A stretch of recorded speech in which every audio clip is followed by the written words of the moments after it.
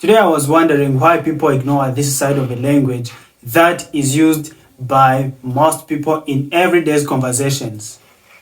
It's true that you can rarely find teachers teaching people about slangs. However, this is used in people's everyday life and conversations. That is why I am going to teach you some useful English slangs that people are using every single day. Are you ready to sound cool, confident, and more natural while speaking English? It's your teacher, Rugwiro. Let's jump right in. Hey, what's up? Mumeze neza? Uyu munsi noneho murabona yuko byahindutse. Ngiye kubigisha slangs. Ngiye kubigisha English slangs.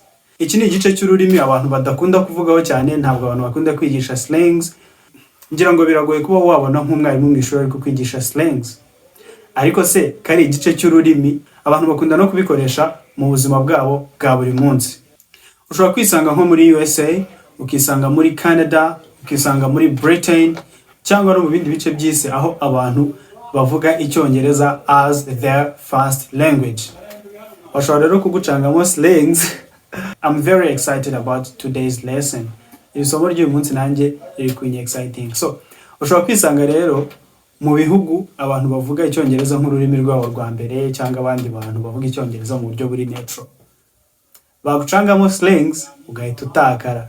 That's why I am going to teach you 10 useful English slangs. Reka dutangire na slang ya mbere. To hang out. What does hang out mean? Munakubwiye, oh, let's go hang out. What does this mean? To hang out bivuga gusohokana n'inshuti zawe, gusohoka. Let's say it as simple as that. Gusohoka.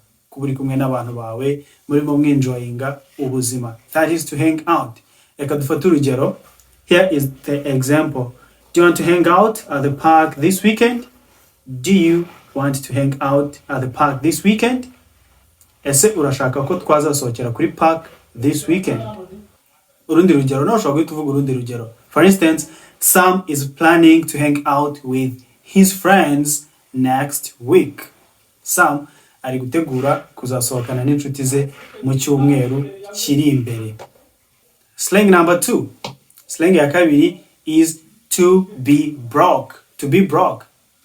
To be broke ntabwo bivuga yuko hari ibintu wamennye cyangwa hari ibintu byabaye broken. To be broke bivuga yuko nta mafaranga ufite. Kuba ukennye biri current, nta mafaranga ufite, imifuka iri gubusa. Iyo rero ugiye kuvuga icyo kintu mu buryo bwa slang uravuga uti I am broke. Yo bro, you see, I'm broke these days. I can't go shopping. Ariko kuba broke ntabwo bivuga ko usanzwe uri umukene. Kuba uri broke bivuga yuko muri ako kanya nta mafaranga ufite.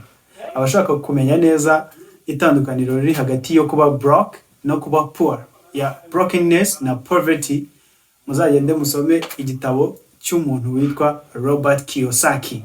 Igitabo cyitwa Rich Dad Poor Dad. Uzahita umenya yuko kuba broke ni ibintu by'igihe gitoya, kuba nta mafaranga ufite currently. Ariko kuba uri poor ho ubukene, ubusanzwe nta mafaranga rwose ujya ugira. Muzagende mu bisome neza deeply. But chill man, if you are broke currently, don't panic. The future hides the best for you.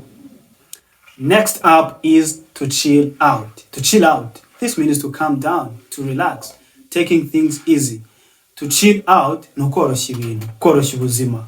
Reka gupanika. Take things easy. Byoroshye. Urugero, reka turebe urugero hano. You are stressed about the test. Just chill out. You will do great. Ase ko test yaguteye ubwoba cyane. You are stressed about the test. Chill out. Byoroshye. Ndabizi uzatsinda. Ushobora gutanga izindi ngero. I can't be stressed by life no more. I have learned how to chill out. Irindi jambo rya slang rikunda gukoreshwa ijambo dude. Dude urisimbuje man. Ugiye kubwira umuntu akenshi w'igitsina gabo dude, a man. Aho kuvuga ngo umva man, ugahita uvuga listen dude. Right? Dude rikunda gukoreshwa cyane. Iri rikoreshwa cyane n'abantu bakiri batoya, abantu b'urubyiruko.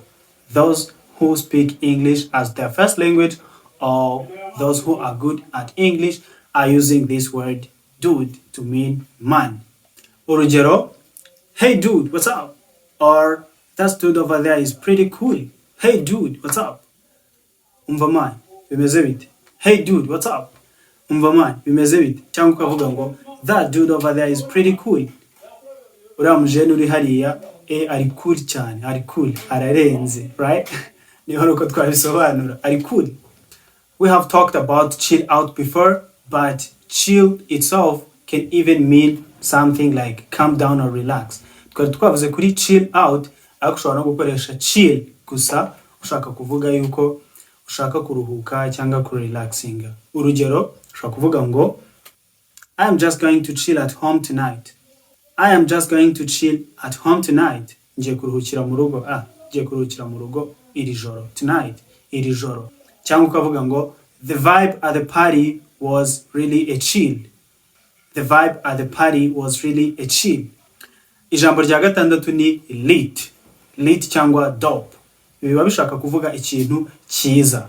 Something that is very good. Ikintu cyiza cyane, ikintu kiri exciting cyangwa awesome. Something that is awesome. When something is dope, ikintu kiri dope kiba kiri bien, kiba ari cyiza cyane cyangwa kiri lit. Noneho washaka kubivuga wabihaye imbaraga kurushaho ukavuga this is super dope, ukongeraho super dope. Ibi bikoreshwa cyane ugiye gusobanura wenda ibirori, music cyangwa ibindi bintu bituma uba excited cyane, bituma unezerwa cyane. Let's take an example. Hano twavuze ngo that concert last night was absolutely lit. Kira kirori cyane injoro cyari kiri lit, cyari cyiza cyane, cyari kinejeje cyane. Ushaka wanavuga ngo that party last night was very dope, cyari kirenze. Ijambo rya karindwi ni drip. Drip, ibi ni ibijyanye n'imyambarire. Iyo umuntu yambaye neza ibintu byiza, drip, afite icyangwe cya danje, that is drip. Icyangwe drip, right? Urugero, wow, your outfit has serious drip today. Wow, your outfit has serious drip today. Ukuntu wambaye noneho ufite drip nziza cyane, ufite drip za hatari. Ushobora kubona nk'umuntu afite nk'inkweto nziza, ukatumubwira oh, those shoes are very great drip. Ijambo rya 9, niba uri umunyeshuri cyangwa niba uziranye n'umunyeshuri ariko nawe uri kwiga icyongereza ushobora kuba uri umunyeshuri, iri jambo ugomba kurimenya. Iri jambo ni ijambo ryitwa to hit the books. Hit the books. To hit the books bivuga kwiga, to study. As a slang, ugiye kubivuga rero nka slang, ntabwo uvuga to study, uvuga to hit the books. Urugero hano, I have a big exam tomorrow, so I need to hit the books tonight. I have a big exam tomorrow, so I have to hit the books tonight. Ejo mfite ikizami gikomeye cyane, rero ngomba kwiga tonight, iri joro. Ijambo rya 9, ariko mbere yuko tujya ku ijambo rya 9, mwibuke yuko turi kwiga dukoresheje uburyo bwa Google Meet. Abantu mushaka kuimprovinga icyongereza cyanyu munyandikire kuri contact ziri kuri screen yanyu, hanyuma tuganire kuri WhatsApp turebe uburyo ushobora kuimprovinga icyongereza cyawe dukoresheje ubu buryo bwa online, aho twiga turebana face to face. Don't worry, whether you are in Africa, America, Asia, any part of the world, come and improve your English with us. Aho waba uri hose nyandikira, hanyuma turebe uburyo wazamura icyongereza cyawe. Ijambo rya 9 ni low key. Low key. If something is low key, it is something that is not exaggerated, something that is neutral. Cyacu umuntu aba atakabije kiri hagati no hagati. Iyo umuntu ari low key ni wa muntu udakabye ibintu, wa muntu ujyana ibintu gakeya. N'ikintu cyose ubona kitarimo gukabiriza, uravuga uti iki kintu kiri low key cyangwa uyu muntu ari low key, ntabwo akomeza ubuzima. Urugero hano twavuze ngo the birthday party was pretty low key, just a few close friends. The birthday party was a low key, just a few close friends. Ibirori byabo by'isabukuru byari biri low key, ari babyoroheje, bari batumiye gusa inshuti nkeya ziri close, za nshuti zabo zo hafi. The last slang is so killing. Slang ya nyuma rero ni no big deal. No big deal. Ushobora kuba warakunze kubyumva, no big deal. The last slang we have no big deal. Slang yacu ya nyuma ni no big deal.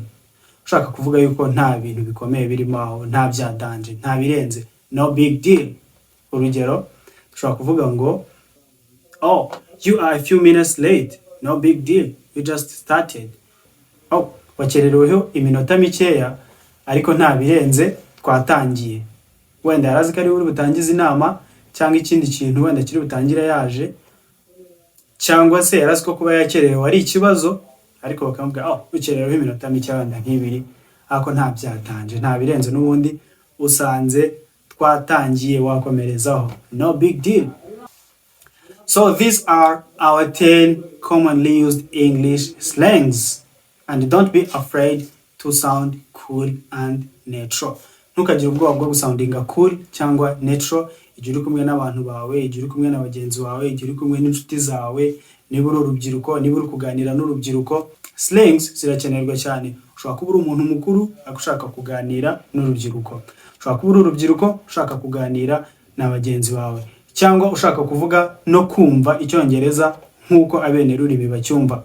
Here you need to know and understand slangs. This is all for our today's lesson, and if you have reached this far, forget not to hit that subscribe button, like, share, and comment. See you in the next video. Peace out.